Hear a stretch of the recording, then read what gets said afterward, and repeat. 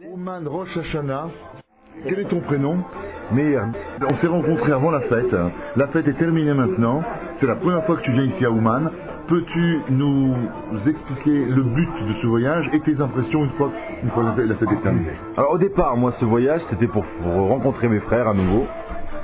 Et donc faire établir une nouvelle rencontre, parce que ça fait quand même du temps qu'on ne se voyait pas. Et puis aussi, dès qu'il m'a annoncé que c'était le lieu idéal pour avoir une bonne parnassa et pouvoir concrétiser mon mazal, de me remarier avec ma nouvelle fiancée, ça a été pour moi, ça n'a fait qu'un tour, et j'ai décidé de venir. Mais en venant ici, il s'est passé 3 choses très très importantes pour moi. La première, c'est que j'ai reconnecté avec mon peuple. La seconde, c'est que je me suis rendu compte du temps perdu en fait, parce que j'aurais pu faire ça déjà depuis bien longtemps et pouvoir avancer très très vite dans ma vie et surtout atteindre les objectifs que je m'étais fixés depuis l'âge de 13 ans, même bien avant. Et quand je vois que ce sont mes propres frères, ceux à qui j'aurais dû donner l'exemple, qui m'ont poussé à le faire, je leur rends hommage et surtout je reconnecte avec eux et je suis fier grâce à Ouman, à Rosh Hashanah, d'avoir retrouvé mes frères et d'avoir rencontré à nouveau Dieu. Qu'est-ce que tu as rencontré ici? Quel est le point, le côté sensible? J'ai redécouvert le vrai sens de la prière.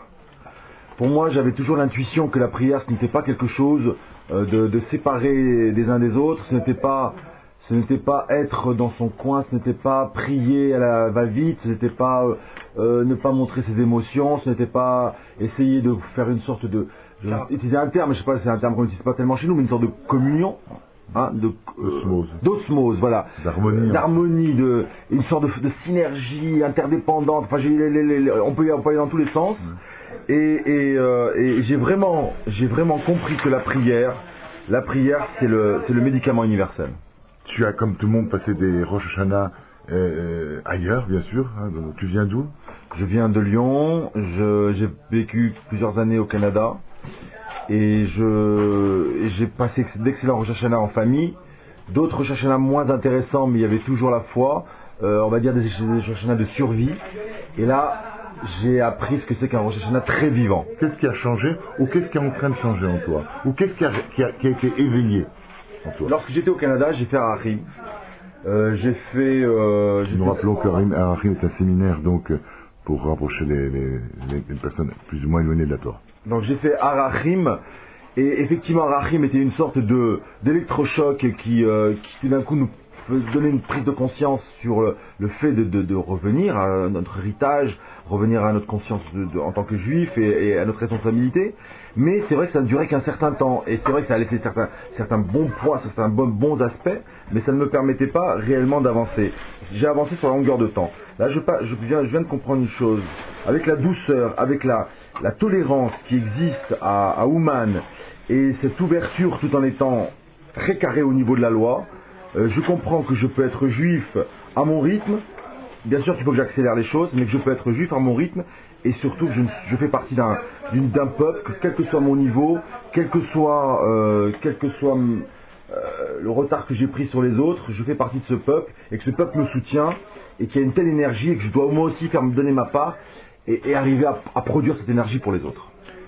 Tu as une résolution ou des résolutions? La première résolution, c'est que il y a un grand nombre de résolutions que je vais prendre sur le plan religieux déjà. Et très sérieusement, c'est marrant que tu poses la question parce que je voulais en parler à personne parce que ce genre de choses on n'en parle pas, on les fait et notamment beaucoup plus assidu au niveau du Shabbat et surtout essayer de convaincre les gens qui me sont proches ou ma fiancée bientôt aussi d'aller de l'avant avec bien sûr de ne pas aller tout seul.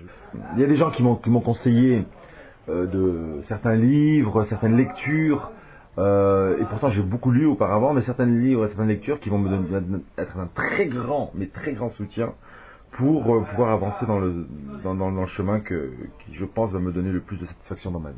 Tu aimes la musique en général? J'adore la musique. Tu as remarqué qu'ici on vit beaucoup avec ça? Énormément de musique, et surtout musique d'aujourd'hui, c'est intéressant. C'est-à-dire que cette musique-là n'est pas une musique qui s'attache un peu à des valeurs qui seraient celles d'autres, mais plutôt à vivre avec le temps d'aujourd'hui, avec les gens d'aujourd'hui, et avec des valeurs qui ont traversé le temps depuis 6000 ans et qui sont capables de s'adapter à n'importe quelle époque. Est-ce que tu as remarqué que à Ouman, sur le Mahane, dans le camp, il y avait toutes sortes de personnes différentes. Tout à fait. Tout à fait. Alors au début, j'ai trouvé ça j'ai trouvé ça étonnant. Je me suis dit comment peuvent se côtoyer des religieux très orthodoxes, mais d'une orthodoxie que je viens à peine de découvrir. Les Breslev, et avec dans leur costume, on se croirait à Méaché Harim, et en même temps, à côté de ça, voir des gens qui avaient des boucles d'oreilles, des anneaux un peu partout dans le nez, enfin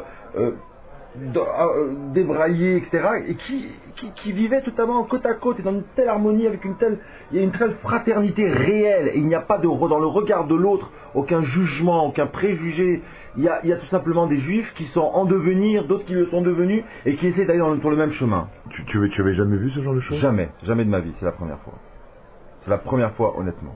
Ce reportage est de donner l'envie à ceux qui n'ont pas l'opportunité, par des empêchements quelconques, de venir ici à Ouman, en Ukraine, chez Rabbi Nachman, à l'occasion de la fête de Rosh Hashanah. Et donc, si tu veux, est-ce que tu as un message à passer? C'est dur de passer un message, parce que qui je suis moi pour passer un message, mais il y a un grand message.